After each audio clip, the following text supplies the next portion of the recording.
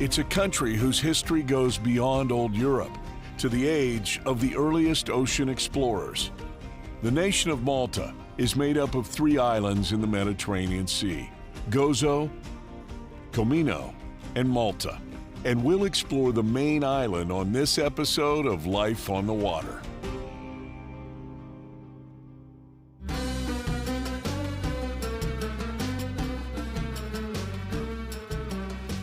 When I think of the Mediterranean, I think of Spain, I think of Ibiza, I think of the coast of Italy and Sicily. The fact that they have this island of Malta, south of Sicily, this is kind of the hub for all of these countries and all of these people to go vacation, to get away, to go to, a white sandy beach, or climb over some cliffs and jump in the water, maybe do a little bit of fishing or just some boating, in a crystal clear, pristine blue water area.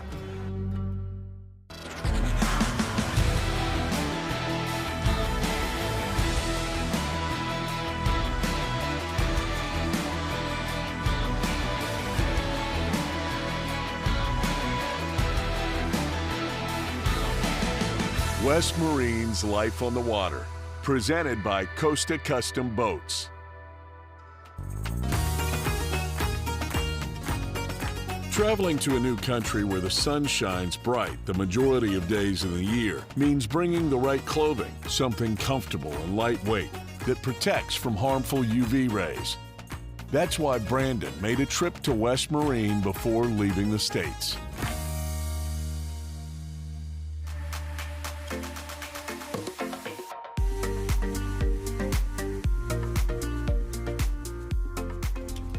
Brandon, how you doing? I thought I recognized you over here shopping some scales. How you doing? I'm doing well. Yeah, just trying to get ready for that Malta trip. Okay, yeah, the one with the dive computer. Yeah, I got the watch. It's been great. I actually did a dive the other day. Really? How did it treat you? Awesome. Okay. I'm so excited I'm glad we got it. a good solution for you then. Yeah, I appreciate you. What you got going on here? Now I'm just trying to pick out a couple things. Some of my clothes are a little run down. Okay. I think me and my wife are gonna do a couple nice dinners. So yeah. I need some nice shirts, and then obviously just some regular outerwear. Yeah, it looks like you got some good stuff to go from the boat to the dinners. This long sleeve one is an awesome solution for, in place of sunblock even. Absolutely. They have the UPF rating of at least 50. So. Oh yeah, I love it. I mean, I wear it every day, charter fishing. Yeah. The guys on the boat wear it every day. Super comfy and keeps you protected from the sun. This one's a little more sporty, sun protection, I like it. I love it. Scales is always keeping me fresh. Yeah, that hat will match either of those also. Absolutely. Yeah. But yeah, I think I'm pretty good. I think my wife will like these shirts. So. Yeah, you got a broad selection. No doubt. I'm gonna go get checked out. Enjoy. Thank you, Chelsea.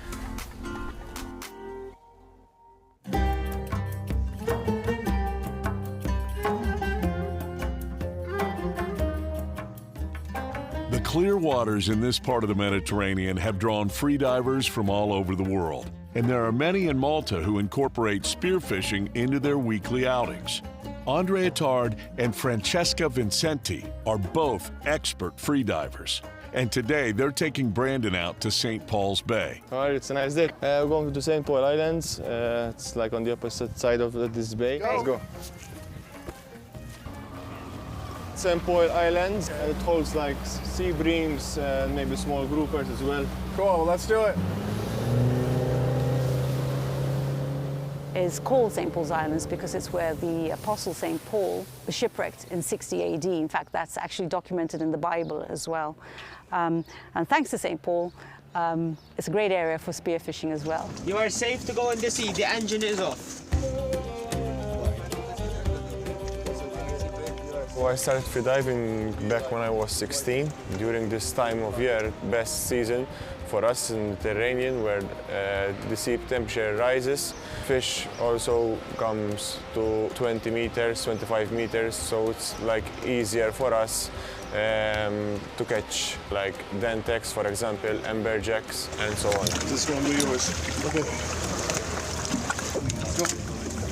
I first got into water when I was 5 years old, and I would go swimming and snorkeling. 2017, that I decided, hey, I wanna start freediving. I went from probably holding my breath from 11 seconds to be able to hold my breath past 3 minutes on a static. And from there, I learned how to relax. And I think The first time I was able to go down past 20 meters was just, you know, something I can't even express. With talking to Andre about, you know, how to stalk these fish, the fish in Malta are very spooky. So, you know, what he was saying is just get down to the bottom and kind of move really slow, you know, creep around the rocks. You're just trying to be more stealthy, you know.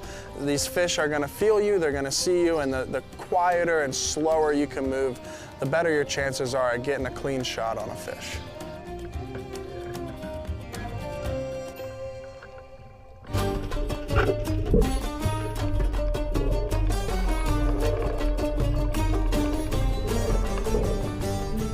Brandon, Francesca, and Andre are finding success down in the waters, each taking a section to stalk these skittish fish.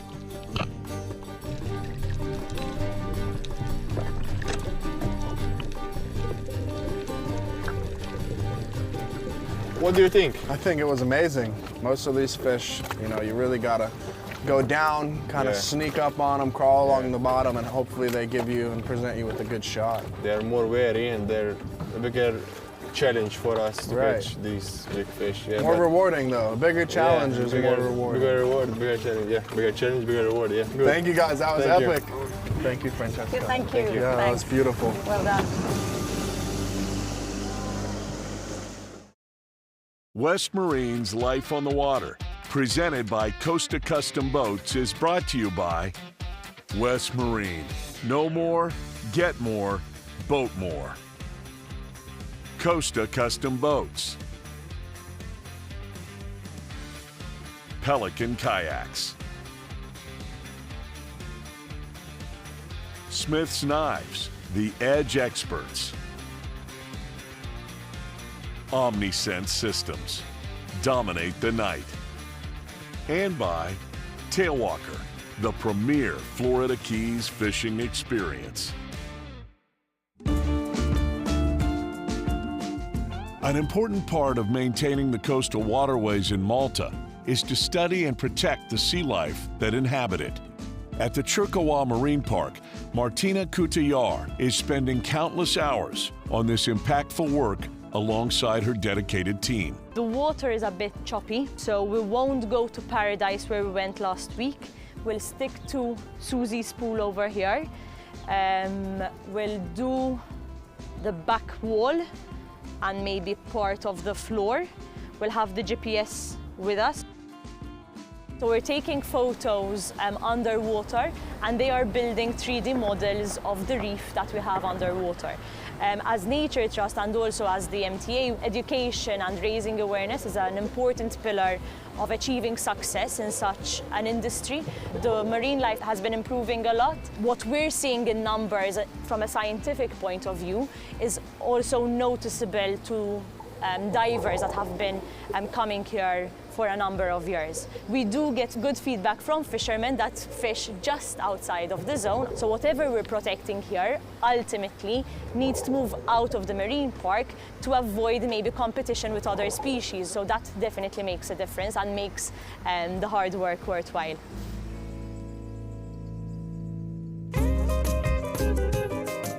There is great offshore fishing in the Mediterranean Sea, home to some massive bluefin tuna. For this excursion, Brandon is staying a little closer to shore to fish with a local guide who loves being on the water as much as possible. Good morning. How are you, Leiden? Nice to meet you finally. Finally. It's good to see you, good to meet you. Yeah.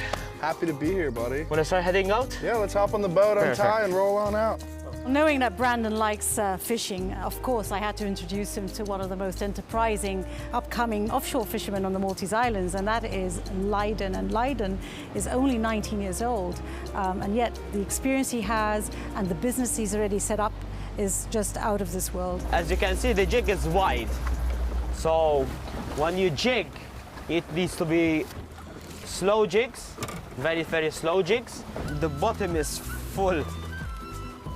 Loaded. Let's see if I can jig the rod correctly to get a bite here. So I had a little mask and some fins, so I always loved the water. But this past couple of years, I started to be one with the sea. That's where I feel free, where I forget my problems, where I don't feel the stress anymore. That was a bite. I had a fish. Yeah, little guy. I'm the best person that you can ever really meet when I'm on the sea. Oh, what? What'd I catch? What is that? So this is the species that we're targeting. A snapper? Yeah, but it's a smaller snapper. A smaller one? Yes. I had a couple bigger bites. There might have been some bigger ones There was bigger ones. So yeah. Let's mark the place. All right. Yeah, there we go. Fishing is a way of life for many in Malta, and the most famous fishing village in the country is Marsaxlokk, where the majority of commercial fishing boats reside. Maltese fishermen like Jason Karabat and his first mate are part of a cherished way of life that takes place in the most beautiful vessels.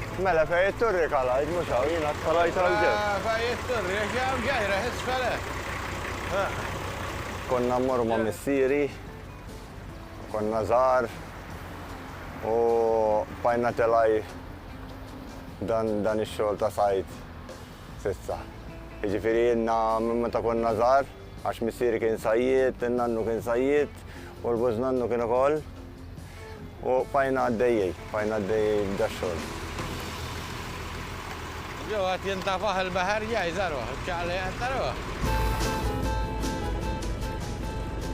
When you're in a fishing village in the Maltese Islands, you can't help but notice the very many multicolored little boats. These are old wooden boats that would have been painted bright colors and also would sport what we call the Eye of Osiris. The Eye of Osiris dates back to Phoenician times, when the Phoenicians, of course, also had a base here in the Maltese Islands. Il-ħajja tiegħi toġobni kif inhi bħala sajjied, jiġifieri jekk narġa' niġi biex nitwielet, sajjied nagħżel. Għax feħ il-pjaċir tiegħu, feħ il-batija tiegħu sewa il-baħar kiefer.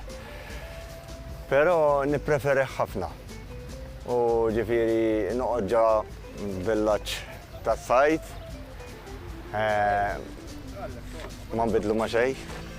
Ritratti ta' Marsaxlokk hawn mad-dinja kollha u jiena dak inħobbu dar raħal.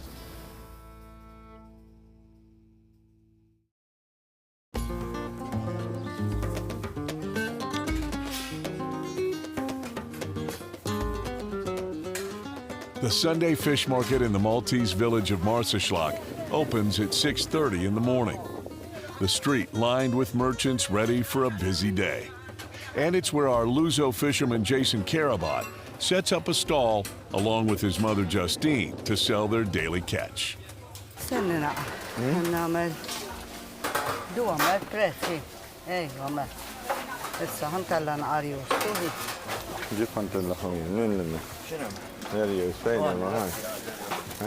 of the places I go and buy my fruits and vegetables and fresh fish is down in Marsaxlokk, the fishing village itself. From there, not only do I find the fresh fish of the day, but I also get to meet up with several of the locals who are generational fishermen and families. And this is one of the nice things about the Maltese Islands, that not only are they hospitable, but they are very much like home. How much you want? 2 kilos. Milli jidħol is-sajjied jiġu biex jixtruh tal-ristorant. Jiġifieri kullum kien ħut frisk. U turisti jieħdu pjaċej b'dan ir-raħal għax raħal sabiħ u dik li jqogħdu jiġu jaraw is-sajjied jidħolu jaraw il-ħut.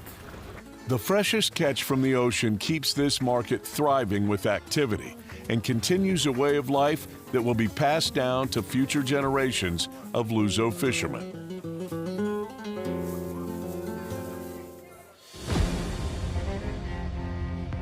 The capital of Malta is Valletta, with its rich history and magnificent architecture. Starting in the early 16th century, the Knights of St. John ruled Malta and elected a Grandmaster to oversee the islands. Here in the Grandmaster's palace, Brandon Simmons has a chance to see the finely crafted armor that they used to defend the city. This is incredible. It's the armory, the palace armory. It was one of 5 in Valletta. But this was also what we call the rispetto, which means deceased knights by law. They had to give their armor, weapons, to the Order of St. John. Oh, really? Even the religious items and even medicines and whatever else. What years is this all? Here we begin from the 1400s. 1400s. Till the 1780s, 90s. With weapons, relics, and rooms preserved to help people today understand the complex history of Malta, the Grandmaster's Palace is one of the most visited sites on the island.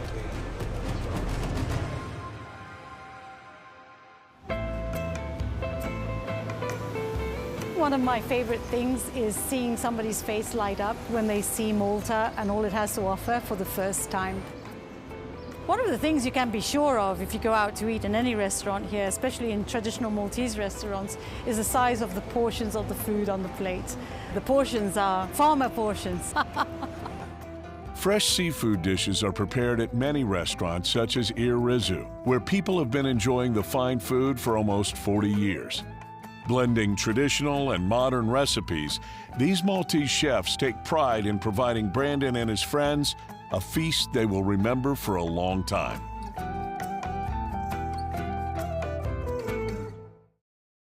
West Marine's Life on the Water, presented by Costa Custom Boats, is brought to you by Visit Malta, explore more worlds.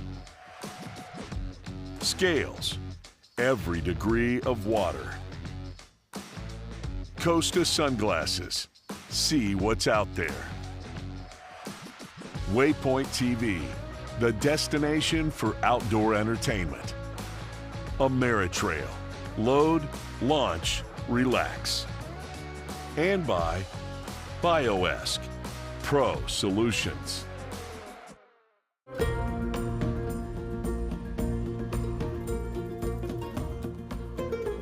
The small coastal hamlet of Zurich is perched above the scenic Blue Grotto. And it's here Brandon is meeting up with Hugo Gerard of Watercolors Dive Center. There is Umel Faroud Shipwreck, just close by here. And there is a Blue Grotto as well, a nice, very nice arch. So a lot of people come here to visit this place. Yeah. We're gonna dive this time from the shore directly. No boat today? No, no boats. A lot of dive in Malta are from the shore directly, and we have the reef or the wreck like close by. So that's pretty convenient, huh? Yes, exactly. You see, we can go when we want. Let's get these tanks on and get in the water. Nice. Yes, let's go.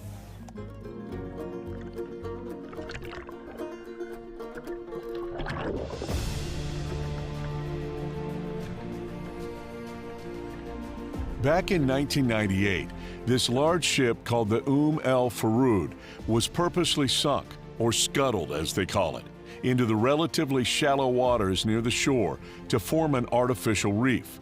This old Egyptian oil tanker has a tragic history that the Maltese people will never forget. This wreck was actually scuttled purposely in the area for two reasons. One, as a dive attraction, and two, to help regenerate marine species in the area as an artificial reef.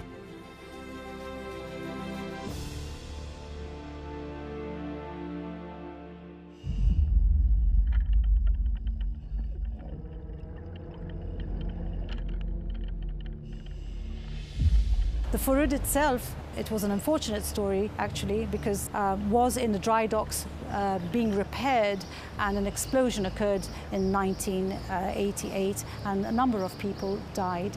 There is a plaque on the wreck commemorating those who passed away in this explosion. And on one side of the wreck you can actually see where the explosion took place. In the Faroud it's a lot of space, and as it's very large, you can also go inside or pass through the corridor to finish on the top where is this chimney who look like a bit like a saxophone or this music instruments, very beautiful. Swimming along the El Faroud, and thinking about the dock workers who lost their lives, and the fact that Malta has taken this and scuttled this shipwreck and sunk it off the coast of Malta as basically a sanctuary for fish to create their habitat and live and thrive. It's really incredible that they have turned this into such a positive thing to impact and, just have for all of us to get down there and experience. That was great, Hugo. I really appreciate it. I really appreciate you getting me out there on these these awesome, incredible dives here in Malta. It's been, of course, when you went, it was great for me it's as been well. amazing. What do you say we grab our stuff Yes. and get out of here? Thank you. Let's go. Yes, sir.